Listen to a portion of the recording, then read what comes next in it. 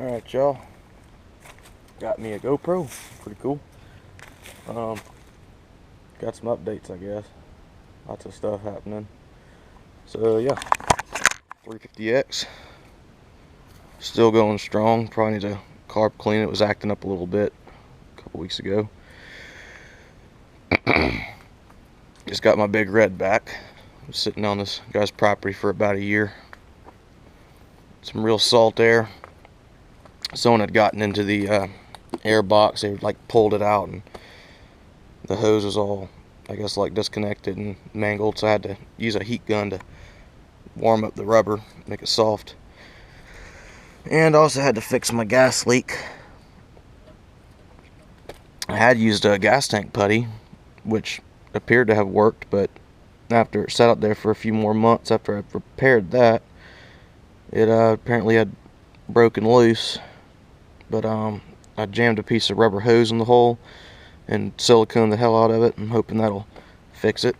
I've used red silicone before. I mean, it says not recommended for contact with gasoline, but this patch over here, I used red silicone too, and it's still holding up after about 3 years. And if it goes bad, I'll just do it again. Well, here's my most recent project. Got myself a nice little Cushman van, 1985. Never seen a van before, but it's up at this meat processing plant. It's like for wild game and stuff. I was sitting up there, and I just had to ask how much they wanted for it. Well, needless to say, I paid $200 for it.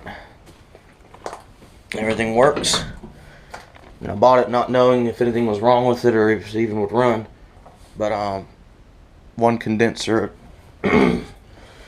one new condenser later, and it runs perfect. In fact, I'll see if I can fire up here. I'm gonna put my GoPro on my head here. Actually, never mind. I only gotta close the back lid. It won't be able to hear me good. Let's see here. It's propped up. That's probably good enough. Yeah. Flip on the fuel. Flip on the ignition. Just bump the solenoid as my solenoid went bad. I do have a push button start though, but like I said, the solenoid's bad, so I have to deal without using that.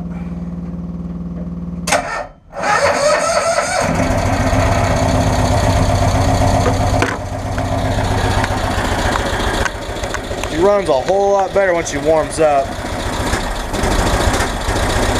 See, it's got that delay in the throttle, but once she's warm, it revs up perfectly. Exhaust pipe right there. Amazingly, the hydraulics for the doors work perfect. Looks just as it should. Still got to bolt down the back plate. I took it out so I could get to the trans oil and rear diff oil. I changed all that, got a fresh oil change on the motor.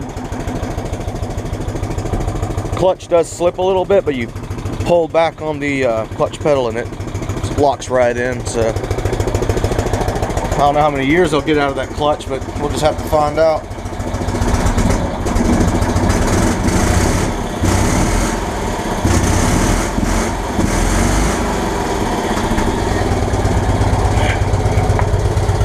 Got my lights, high beam, low beam.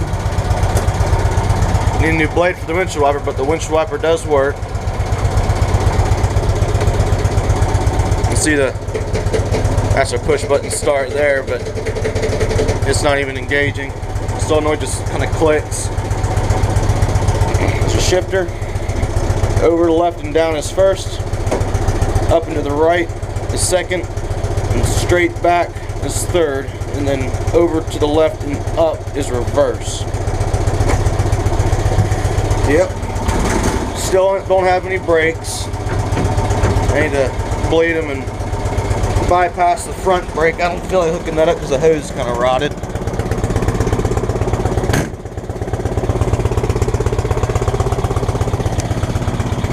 I'll let her warm up some, and I might take y'all for a ride. Glad I get big red. Got some other stuff going on around here. A lot of stuff has happened since my last video. I haven't really been paying much attention to YouTube. Bought an ATC 110 high-low range. Needs a carburetor cleaner right now. It quit running. Gotta get to it. And also got a couple of 2010 Ranchers 420s, electronic fuel injection 4x4, electric shift. Both of them run perfect.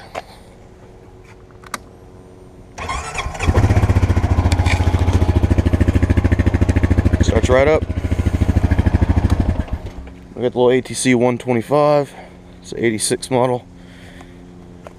Been working on draining the fuel out of it. It got full of water, so I'm gonna have to drain that out, put some fresh in. I already cleaned the carburetor. These old Foreman 400, it will crank right up with the pull start. It's got a dead battery right now. Yamaha Big Wheel 200. I bought a new motor for it, a complete new motor.